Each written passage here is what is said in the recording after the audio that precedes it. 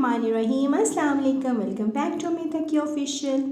अभी इवनिंग का टाइम है और इस टाइम ये है कि स्कूल से आके खाना वाना खा के मैं थोड़ी देर के लिए रिलैक्स करती हूँ। थोड़ी सी देर के लिए फिर ये है कि मेरी हेल्पर आ जाती हैं और बच्चों को इस वक्त टीवी और मोबाइल का थोड़ा टाइम होता है। तो जी यहाँ पे आई हुई हैं मेरी हेल्पर परवीन, और परवीन जो है वो मॉपिंग कर रही हैं और इस टाइम क्लीनिंग वगैरह हो जाती है। तो उसके बाद फिर है कि मैं किचन का रुख करती हूँ और खाना वाना बनता है, जो भी कुकिंग का इस टाइम काम होता है इवनिंग टी का। तो आज मैं आपके साथ शेयर कर रही हूँ अपनी शामी कबाब की रेसिपी। शामी कबाब आज, और इसके लिए मैंने बीफ बोटी ली है, तकरीबन 1 kg बीफ बोटी है और इसके अंदर 1 पाव की क्वांटिटी के अंदर ये चना दाल धो के मैंने ऐड किया। इसके अंदर चाहें तो सोक कर लें, ना भी करें तो भी खैर है। और साथ में जी जिंजर गार्लिक का पेस्ट है, 1 से 2 टेबल स्पून जो है वो जिंजर गार्लिक का पेस्ट है। और यहाँ आपको मसाले में अगर दिखा दूँ कि नमक है, लाल मिर्च है, काली मिर्च है और जी जनाब ज़ीरा है। क्वांटिटी के हिसाब से 1 से 2 टेबल स्पून के हिसाब से जितना आपके घर में पसंद किया जाता है। खुश्क धनिया है और ये दालचीनी की 2-3 देखें, 2 स्टिक्स हैं साबुत और 2 मोटी काली इलायचियाँ हैं। अब यहाँ पे काली मिर्च जो है वो पिसी मैंने इसलिए डाली क्योंकि बच्चों वाला घर है। और फिर आप जितना भी इसको चॉप करते हैं ना, लेकिन वो मोटी इलायची जो है वो आप निकाल सकते हैं बीच में से, दालचीनी भी चुन लेते हैं, लेकिन काली मिर्च कभी कभी बहुत ज़्यादा फाइन चॉप नहीं होती ना, तो इनको मैंने इसलिए साबुत डाला जो मैं आसानी से निकाल लूँ। और सेकेंडली ये है कि गर्म मसाला मैं पिसा हुआ ही एंड में ऐड करूँगी क्योंकि मैंने पता है ना बच्चे नहीं खाते, फिर वो मुंह में आ जाता है ना तो छोड़ देते हैं। मेरे बच्चे नहीं खाते। तो ये जो है जो बीफ बोटी है, और मैं कभी भी कीमे से नहीं बनाती, मुझे नहीं लगता उससे अच्छे बनते हैं। मैं हमेशा बीफ बोटी से बनाती हूँ और बहुत ज़बरदस्त मेरे कबाब बनते हैं ना। तो बस अब इसमें पानी डाल के मैं इसको चढ़ाऊँगी और जितने में दाल और गोश्त बॉयल हो जाएगा और फिर नेक्स्ट स्टेप दिखाऊँगी। कुकर खुल चुका है और दाल और गोश्त जो है वो दोनों गल चुका है। अब ये बहुत इंपॉर्टेंट स्टेप है। इस स्टेप में मैंने बिल्कुल इसको, अब आप ये देखें, ये मोटी मोटी जो है ना ये चीज़ें, इनको मैंने इस स्टेज पे निकाल लेना क्योंकि जितना इनका एसेंस निकलना था वो निकल चुका है। और इनको मैं कर दूँगी डिस्कार्ड और दालचीनी भी इसी तरीके से मैं चुन लूँगी। और बाकी का ये है कि ये जो मसाला है, अभी बहुत इंपॉर्टेंट स्टेप है कि लोग कहते हैं कि कबाब टूट जाते हैं। अल्हम्दुलिल्लाह अल्हम्दुलिल्लाह मेरे कबाब नहीं टूटे। मैं कोई कुकिंग में कोई एक्सपर्ट नहीं हूँ, लेकिन ये है कि एक्सपीरियंस आपको सिखा देता है। तो मैं आपसे अपनी टिप शेयर करती चलूँ कि ये जो स्टेज है, एक इंपॉर्टेंट स्टेप ये है कि जो कबाब को टूटने से बचाने के लिए इस स्टेज पे जो सारा पानी है ना आपने पूरा एवेपोरेट करना है। मतलब इस मिक्सचर के अंदर बिल्कुल भी कोई नमी या वाटर कंटेंट नहीं होना चाहिए।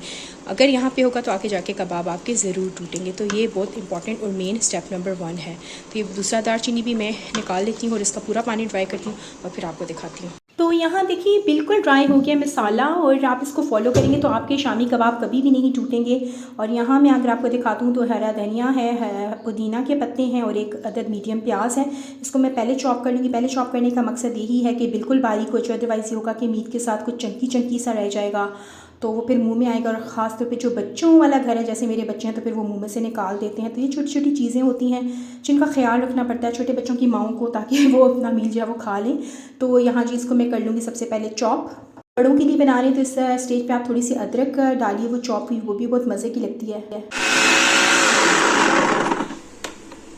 यहाँ इसको बिल्कुल फाइन चॉप देखिए हो गया। इसके बाद अब मैं ये ड्राई मसाला, आपको नज़र आ रहा है कितना ड्राई है ना, इसी तरह का ड्राई इसको होना चाहिए। और इसके अंदर मैं इसकी हाफ़ क्वांटिटी ऐड करूँगी और इसको बंद करके जनाब मैंने इसके साथ ही चॉपराइज़ करना है इस तरीके से, और गाहे गाहे ऑन ऑफ करके मैंने देखता रहना है, अपसाइड डाउन भी करना है स्पैचुला के साथ। अच्छा, यहाँ पर अब मैं अपनी टिप नंबर 2 जो है वो शेयर करना चाहूँगी कि हमें हमेशा से अंडे जो है इसके अंदर डालती हूँ। अब जैसे हाफ़ से 1 किलो की क्वांटिटी के अंदर आप शामी कबाब बना लें तो इसमें 2 से 3 मैक्सिमम अंडे जाएंगे। अगर बड़े साइज़ के हैं तो 2, और अगर छोटे साइज़ के हैं तो 2 से 3 जो है वो जाएंगे अंडे ना, अकॉर्डिंग टू नीड ना। तो यहाँ देखिए अब इसको मैंने 1 अंडा डाला, उसको मैंने चॉप कर लिया अच्छे तरीके से, हो गया। और फिर अब मैं जो बाकी का मटीरियल साथ साथ ऐड करती जाऊँगी और साथ साथ चॉप करती जाऊँगी। इसका फ़ायदा ये होगा कि ऊपर आपको फिर शामी कबाब आप डायरेक्टली फ्रीज़ किए हुए निकालिए और डायरेक्ट फ्राइंग पैन में डालिए, ना थॉ करने की ज़रूरत है और ना ही इसके ऊपर आपको कोई कोटिंग लगाने की ज़रूरत है। तो फिर ठीक मुझे लगती है।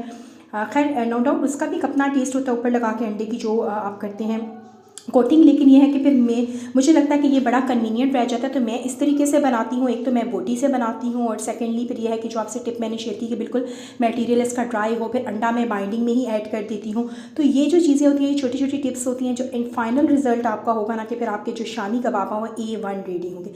तो यहाँ ये देखिए मैंने अपने हिसाब से मैंने इसको थोड़ा सा बारीक चॉप किया है क्योंकि मेरे बच्चों के ना फिर चीज़ें चंकी अगर हो ना थोड़ा सा रह जाए तो उनको पसंद नहीं होता। खासकर मेरा बेटा तकी बहुत पिकीट है तो फिर वो नहीं खाएगा ना।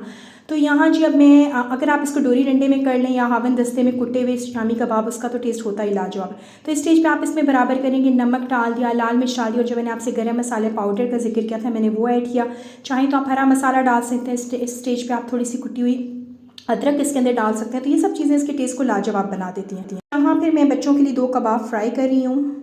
देखिए मैंने उनको पलटा दिया है और ऊपर अंडा लगाने की कोई भी इसमें ज़रूरत नहीं है। बेहतरीन कबाब रेडी होते हैं जी। शामी कबाब बन गए हैं और देखें कितने ज़बरदस्त हैं, क्रिस्पी हैं, खस्ता हैं, कोई कोटिंग नहीं है और ना ही कोई टूटे हैं माशाल्लाह से। बाकी के शामी कबाबों को मैं यहाँ शेप दे दूँगी। अच्छा, मैं बहुत बड़े साइज़ के शामी कबाब नहीं बनाती क्योंकि अक्सर बच्चे छोड़ देते हैं, और ख़ासकर जो मेरा बेटा तकी है वही थाई पिक्की जो है उसको जो है वो बिल्कुल क्रिस्पी क्रिस्पी चीज़ें और पतली पतली चीज़ें पसंद होती हैं खाने में, खासकर शामी कबाब की जैसे हैं बिल्कुल पतले और क्रिस्पी। तो उसके लिए मैं बहुत थोड़ी सी जो पतली पतली सी ना वो टिक्कियाँ उसके लिए रेडी करूँगी ताकि वो खा ले, वेस्ट ना करे। और ये कि आप यूज़ करें तो आप 2 के बजाय 3 यूज़ कर लें, ऐसा तो कोई इशू नहीं है, लेकिन यह है कि फिर वो वेस्ट नहीं होता ना। तो मैं इस तरह से इसकी सारी बाइंडिंग करके इसकी अच्छी सी शेप्स लगा के, मेरे पास ये राउंड ट्रे था और आप देख रहे हैं नीचे मैंने जो है वो फूड बैग्स जो है उनकी लाइनिंग लगा दी है। और यही छोटी छोटी टिप्स होती हैं जो करने से आती हैं कुकिंग। और आपको पता है मैंने एक दफ़ा अपना मेरे साथ बहुत बैड एक्सपीरियंस हुआ कि मैंने इसको बिल्कुल मेरा ध्यान नहीं था और मैंने इसके अंदर बटर पेपर की लाइनिंग लगा दी, और मैंने सोचा तक नहीं कि वो तो चिपक जाएगा। और जब मेरे शामी कबाब फ्रीज़ होके निकले और आप यकीन जाने इसके ऊपर पूरा बटर पेपर चिपका था, वो पूरे जो थे वो बिल्कुल ही मेरे जो थे वो तकरीबन ऊपर से काट के मैंने उतारे और काफ़ी हद तक जो है वो वेस्ट हो गए थे। तो यहाँ देखिए इनको मैंने लगा दिया और इसको अब मैं फ्रीज़ कर दूँगी। फिर आप इसको एयर टाइट बॉक्सेस में भरिए, जिसमें भरिए आप शॉपिंग बैग्स में भरिए या जिपर बैग्स में, जिसमें आपकी मर्ज़ी। तो ये मेरी आज की रेसिपी थी। मैं इस तरीके से शामी कबाब बनाती हूँ और यकीन जाने मेरे बहुत अच्छे बनते हैं। मैं खुद से तारीफ़ नहीं कर रही हूँ, ना ही अपने मुँह मियाँ मिट्ठू बन रही हूँ। तो आप ज़रूर ट्राई कीजिएगा मेरी सिंपल रेसिपी। और अगर मेरी वीडियोज़ आपको अच्छी लगे तो प्लीज़ मेरे चैनल को लाइक कीजिएगा, सब्सक्राइब कीजिएगा, और आपकी सपोर्ट बहुत मानी रहती है। मिलती हूँ नेक्स्ट वीडियो में। अल्लाह हाफिज़।